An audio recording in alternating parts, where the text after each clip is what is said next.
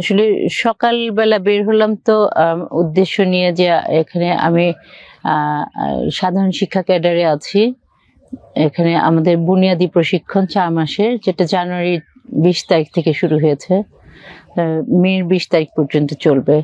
তো এই ইয়েতে প্রশিক্ষণেরই গত শনিবার ছিল সচিব স্যারের ক্লাস।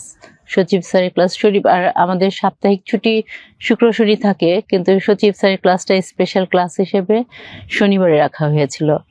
তা আমরা সাপ্তাহিক ছুটিতে যে যারা যারা পারে বাসায় কাছাকাছি বাসায় চলে যাই, আর এখানে আবাসিক ভাবে আমরা এখানে যে টেলিকমিউনিকেশন স্টাফ কলেজ, এখানের বুনিয়াদী প্রশিক্ষণটা নাইমের আন্ডারে যেটা হয় এটা চলছে।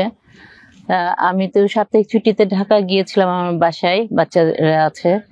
তা আমি যথাসময়ে ক্লাস ধরার উদ্দেশ্যে সকালে উঠে আমি 5:15 পর পর রাস্তায়, মানে আমার বাসারই সামনে ফুটপাতে দাঁড়িয়েছিলাম যে গাড়ি আসলে আমি সেই গাড়িতে উঠবো। গাড়ি যাচ্ছিল, অনেক গাড়ি যাচ্ছিল কিছুক্ষণ পর পর, যে কাজে বলাকা গেল কয়েকটা। তা আমি তো গাজীপুর পরিবহনে সরাসরি আসলে আমি এখানেই গেটে নামতে পারি, এই জন্য গাজীপুর পরিবহনের অপেক্ষা করছিলাম। এর মধ্যে দেখলাম একটা সাদা কার আসলো, এসে একটু থামলো। এটা থামা দেখে একবার ভাবলাম কেউ উবার কল করলো কিনা, আবার ভাবলাম যে কি জানি কি, আবার ওটা থেমে আবার দেখি একটু চলা শুরু করলো। ও, এটা তাহলে আমাদের বাসায় গ্যারেজেরই গাড়ি হয়তো, মানে একটু মানে সাইড করে চালাচ্ছিল। আমি ফুটপাতের সাইডে দাঁড়িয়েছিলাম, হ্যাঁ, শুধু ভাবলাম যে এটা বোধহয় আমাদের গ্যারেজেই ঢুকবে, যেহেতু আমার মানে একটু কাছাকাছি করে চালাচ্ছে। আমি তো আর গাড়িতে কে ছিল, কয়জন ছিল বা কারা ছিল ওরকম কোনো মনোযোগ আমার ছিল না। আমি আমার গাড়ি অপেক্ষায় ছিলাম যে গাজীপুর পরিবহনে উঠবো। এই মুহূর্তের মধ্যেই গাড়িটা কাছাকাছি এসেই আমার হাত থেকে ব্যাগটা টান দেয়, আমিও সঙ্গে সঙ্গে পড়ে যাই। ব্যাগটা আমার হাতে, ব্যাগের বেল্টটা পেঁচানো ছিল, যে কারণে আমি পড়ে যাই এবং অনেক দূর পর্যন্তই আমি ওইভাবে ছেঁচড়ে চলে যাই। ওই মুহূর্তে আসলে মানে ফিলিংসটা আমি ঠিক বলতে পারবো না যে ওই মুহূর্তে কি ফিল করছিলাম। তারপরে উঠলাম যখন, এটা আসলে আমি একাই উঠলাম নাকি কেউ ধরে উঠালো সেটাও আমি বলতে পারবো না। তারপরে উঠে এসে আমার শরীর খুব কাঁপছিল, কিন্তু আমার কাছে যেহেতু ফোন ব্যাগের মধ্যে আমার অনেক প্রয়োজনীয় জিনিস ছিল, আমার মোবাইল ফোনটা, যেখানে অনেক কিছু প্রয়োজনীয়, মানে এখানে ট্রেনিং সংক্রান্ত প্লাস আমার যাবতীয় তথ্য এখন সবাই মোবাইলেই রাখে, ওখানে মোবাইলের মধ্যে ছিল। তারপর আমার ব্যাংকের কার্ডগুলো ছিল, ড্রাইভিং লাইসেন্স ছিল, এগুলো সবকিছু মোবাইলেই ছিল। আর আমাকে যেহেতু এখানে পৌঁছতেই হবে, এই জন্য আমি আসার উদ্দেশ্যে যে আমাকে সময় মতো এখানে আসতে হবে সেটাই শুধু আমার মাথায় ছিল, যে সচিব স্যারের ক্লাস এবং এখানে আসতেই হবে। এখানে ট্রেনিং সেন্টার মানেই হলো কঠিন নিয়মের মধ্যে আমাদের চলতে হয়, কিন্তু ইনফর্ম করলে সেটা সম্ভব হতো যে আমি আমার অবস্থাটা জানাতে, কিন্তু আমার কাছে কোনো ধরনের নাম্বার ছিল না কন্ট্যাক্ট করার মতো। এর জন্য আমি স্থানীয় যারা তখন বললো যে আপনি যেতে পারবেন না, আপনাকে একটা ট্রিটমেন্টের দরকার। আমি তখন টার্গেট ছিল যে আমি এখানে পৌঁছতে পারলে কর্তৃপক্ষ আমার ট্রিটমেন্টের ব্যবস্থা করে দিবে, কিন্তু আমার পৌঁছতে হবে। এই একটা নিয়ে মনোবল নিয়েই বলা যায় যে ওই মনোবলে আমি ওই অবস্থায় আবার পরবর্তীতে গাজীপুরের গাড়ি পেয়ে সেই গাড়িতে উঠে পড়ি এবং আসার পরে কর্তৃপক্ষ জেনে ওনারা ট্রিটমেন্টের ব্যবস্থা করে, গাড়ি দিয়ে আমি সদর হাসপাতালে গিয়ে ট্রিটমেন্ট নিই। এবং এরপরেও আমার যথেষ্ট খোঁজ খবর নিচ্ছে। আমি কয়েকদিন ক্লাসে ছিলাম না, আমি রেস্টেই ছিলাম। আমার রুমে এসেই হাজিরা নিয়ে গেছে অনেক সময়, এরকম অবস্থাতে ছিলাম। আজকে আমি বের হয়েছি, আমি একটু আজকে ড্রাইভিং প্রশিক্ষণও ছিল, আমি এখানেও একটু পার্টিসিপেট করলাম। এই তো এখন শরীরটা আমার আছে আলহামদুলিল্লাহ ভালো, যদিও আমার পেটটাতে প্রচন্ড পেইন আছে, এখানে ছিলে গেছে, হাতেও অনেক জায়গায় ছিলা আছে।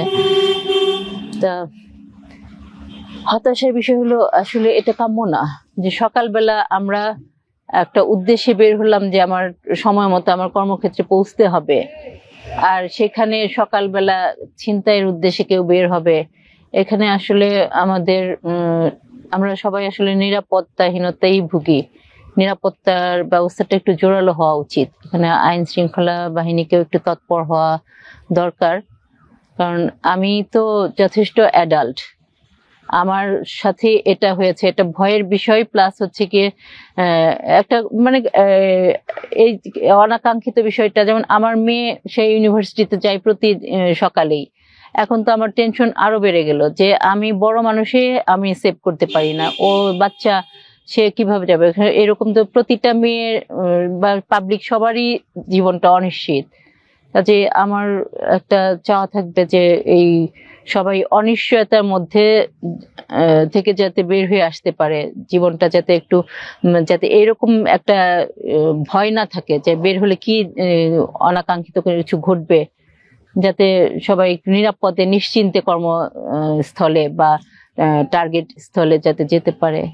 এই তো, এই যে এই ঘটনা হয়েছে, এখন পর্যন্ত আপনি কোনো প্রশাসনিক ব্যবস্থা, পুলিশিং ব্যবস্থা বা এরকম কিছু আপনি গিয়েছেন বা?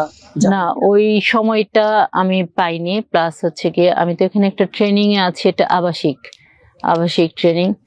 আর আমি সময় পেলে বা আমি কাউকে দিয়ে, আমার ইচ্ছা যে একটা ডায়েরি করে রাখবো আমার প্রয়োজনীয় জিনিসগুলো পাওয়ার জন্য। আর প্রশাসনিক যেটা ব্যবস্থা সেটা প্রশাসন নিবে, সেটার জন্য তো আমাকে প্রয়োজন না।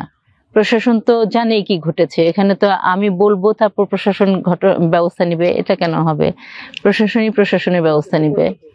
এই তো, আমি এখানে আমার বলার কিছু নাই। এখন পর্যন্ত ওই ঘটনাস্থল থেকে আপনাকে কেউ পুলিশিং বিষয়ে কোনো যোগাযোগ করার হ্যাঁ করেছে, যোগাযোগ করেছে। পুলিশ বলেছে যে আপনাকে বাদী হয়ে মামলা করতে হবে, কিন্তু আমি এখানে একটা আবাসিক ভাবে প্রশিক্ষণে আছি। আমি বলেছি যে না, মামলা করলেই শুধু এটার হবে। আমি আছি ট্রেনিং এ, প্রশাসন দায়িত্ব নিক না, তারা দায়িত্ব নিয়ে যা করার সেটা করুক, এখানে আমাকেই কেন মুভ করতে হবে? আমি এটা এই পক্ষপাতী আমি না যে আমাকে মুভ করতে হবে, আমার বাদী হতে হবে। এটা একটা দেশের একটা সার্বিক অবস্থা, এটা সার্বিক অবস্থা বুঝে প্রশাসন নিজেই ব্যবস্থা নিক। আমি শুধু একটা সাধারণ ডায়েরি করতে চাই যে যাতে আমি আমার প্রয়োজনীয় কাগজপত্র বা মোবাইলটা যাতে পেতে পারি, এই জন্য একটা সাধারণ ডায়েরি করতে চাই। তাছাড়া এই মামলা আমার মনে হয় না এটা যৌক্তিক যে আমি মামলা করব তারপরে শাস্তি ব্যবস্থা করা হবে। এটা তো আমার একার প্রবলেম না, এটা দেশের একটা সার্বিক প্রবলেম। এবং কারা আমার সঙ্গে এটা করেছে আমি তো চিনিই না, জানিই না, কাজে আমি কেন বাদী হতে যাব? এটা সরকার ব্যবস্থা নিক, প্রশাসন ব্যবস্থা নিক। এখানে আমার মনে হয় না যে আমাকে জড়িয়ে কোনো প্রশ্ন করারও দরকার আছে আমার, মানে বা কোনো ইনভেস্টিগেশনের জন্য আমাকে প্রয়োজন, আমার সেটা মনে হয় না। কারণ আমি তো ওদের চেহারাই চিনি নাই।